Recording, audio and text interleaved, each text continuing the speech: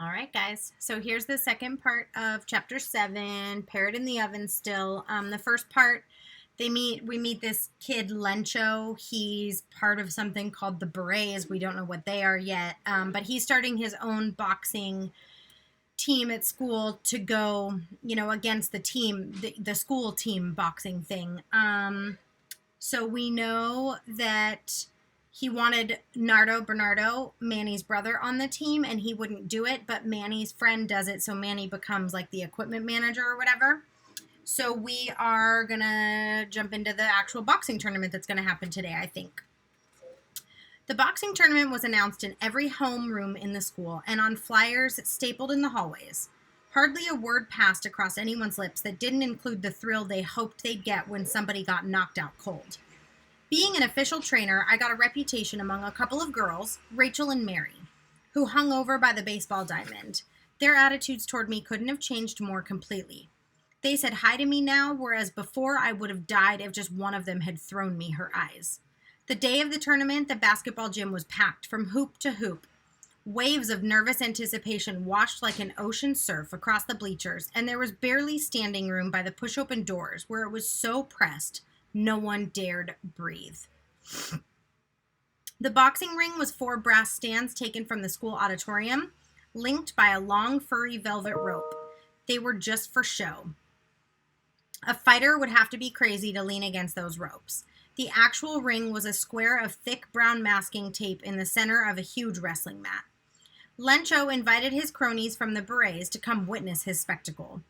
Decked out in khaki shirts and brown beret hats, their shoes polished to a smooth military sheen, they stood over by the exit doors, intimidating anyone who happened to walk into their space. I was surprised to see Miss Vandermeer there, trying not to look excited. Old Mr. Hart, my history teacher, was there too, pacing on the sidelines and bogusly snuffling his nose with a crumpled handkerchief. Being the timekeeper and bell ringer, he was sweating diamonds. I waited at ringside. I saw Nardo pump a fist at me as he and his friends, Felix Contreras and Johnny Martinez, crowded their way to a middle bleacher. He called to me, but I couldn't hear. The noise in the gym sounded warped, like a blackboard bending, about to splinter and crack.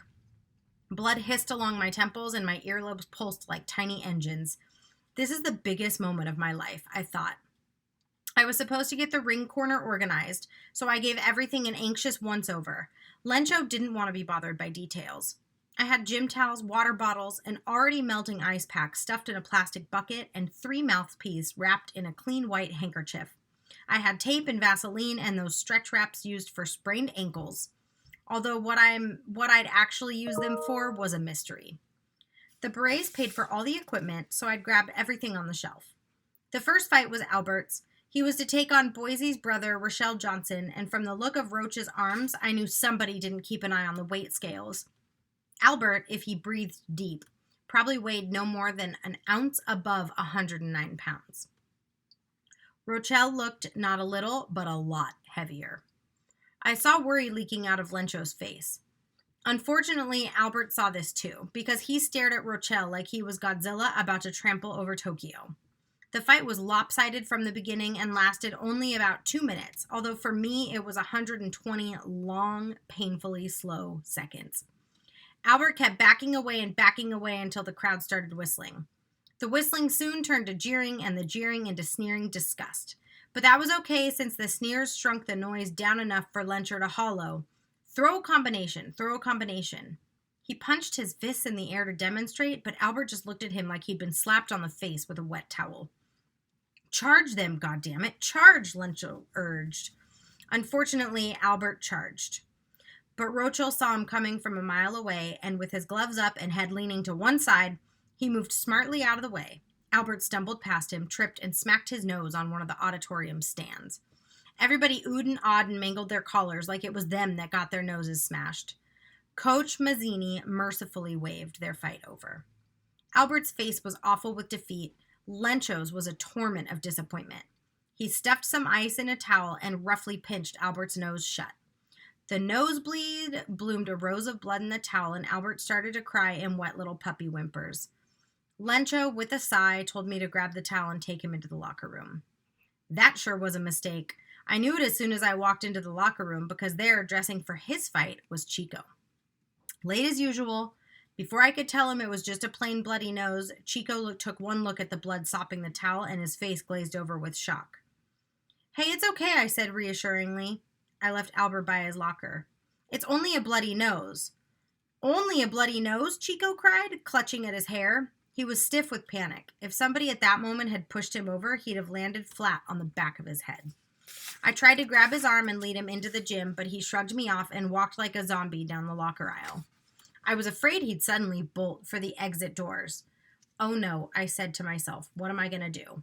I ran down the aisle and grabbed him by the shoulder. You're not scared, are you? I said, trying to be peppy. Chico stared blank at me for a while, then a little spark of embarrassment flashed in his eyes. Hell no, I was just going to get my towel. No, I insisted. I got towels. I got plenty of towels. Hey, man, I said with exaggerated pride, I came prepared. This seemed to boost Chico's spirit a little, and he let me steer him through the swinging rubber doors and into the gym. As soon as Chico and I walked in, a stampede began in the bleachers. The Mexicans, both guys and girls, began hammering the floorboards and hooting. It was a big cheer considering the school was mostly black, with a few whites bust in from across town. When Chico and I reached the corner, Lencho was clapping these hard, buffeting claps like he was 1,000 times relieved to see us. He practically popped the knuckles out of my hand when he grabbed it. I looked over and saw Nardo jamming his arm in the air and could hear Rachel and Mary screaming Chico's and my names. The girlish pitch of their voices sliced through the noise like a paper cut. It touched down softly on my heart and opened a tiny slit that spilled sweet and aching all around inside me. Lencho hurriedly sat Chico on the stool. You hear that? He said, stoking his courage. That's for you. That's so you can show this guy who the real man is. Now don't let your Raza down. I left off listening and glanced about, hoping to spot Rachel or Mary.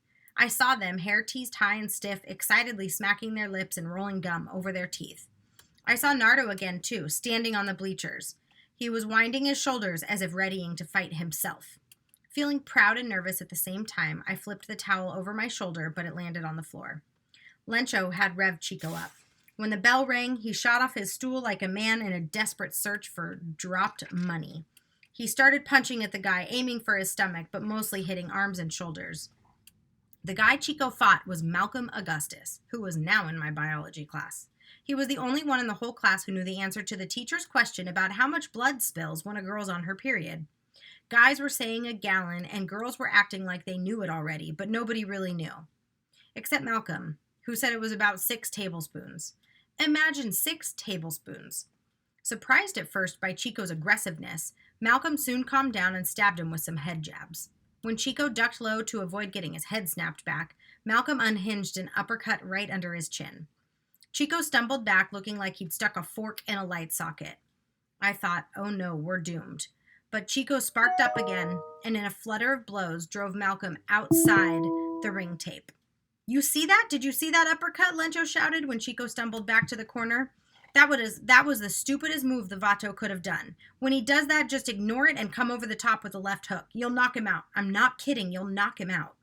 Lencho grabbed one of the bottles from my hand and splashed water on Chico's face. He fumbled when handling the bottle back and clunked me on the forehead. Now I want you to body punch that bastard until he squirms, he said, turning to Chico again. And remember the left hook. Chico didn't remember the left hook. He couldn't have remembered his name if you'd asked him. Halfway through the round, his legs were making wobbly journeys around the ring. He did toss some slaps and chicken wing flutters, but at the end of the second round, he looked so winded up, you couldn't have put a baby to sleep in his arms. In the third round, Chico tried to duck a jab and come inside, but instead ran smack into Malcolm's elbow and was knocked out cold. They had to carry him out flat on a blanket. People's eyes widened as they took him out the exit doors. His own eyes were ditched back inside his head, and he was slobbering all over one of the blanket carrier's hands. A smart aleck from the rafters yelled out, "Emergency, emergency!" That got a big laugh from everybody except Coach Rogers, who shoved his way up the bleachers and gave the guy the heave-ho out of the gym. Right away, talk turned to Boise and Lencho. All the excitement became sharp as a cone. What happened first, though, was that a leader from the Berets, a guy named Miguel, wearing a cadet's starched khaki uniform, took over my job at the corner just as I was putting Lencho's gloves on.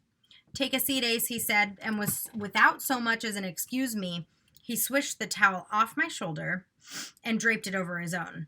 I tried to say something in Lencho's ear about uppercuts and strategy, but Miguel pushed me away. Lencho was too nervous to listen anyway, and no wonder. Miguel right away started nudging him on the ribs, nodding up and reminding him how many people were in the audience. Lencho's face wrung stiff as a twisted rope. In the other corner, Coach Rogers and Boise seemed like two cozy sweet potatoes in the dirt. Boise's face was smooth from his warm-up, dark and shiny like an icy glass of Coca-Cola. He wasn't wearing a shirt, and a tiny sapphire necklace of sweat strung across his lean belly. Just another fight to old Boise, I thought. Cool, that's what he was, cool, with nothing jumping around in his face and nobody in his corner giving him the jitters.